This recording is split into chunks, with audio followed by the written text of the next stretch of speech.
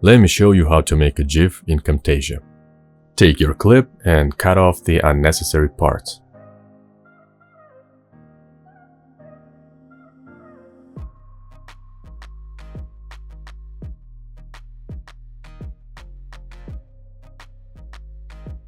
Now let's turn the remaining clip into a GIF. Select your clip, go to Export, Local File, Custom Production Settings.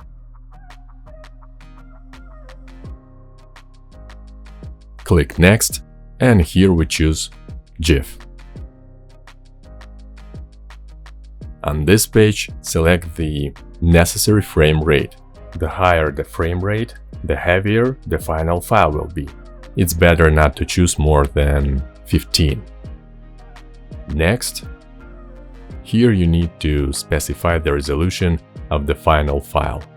You can keep the same resolution as in the project settings, or set the resolution manually. Again, the larger the resolution, the heavier the file will be. Next, write the file name and choose the path where you want to save the file. As you can see, we get a GIF file in the end.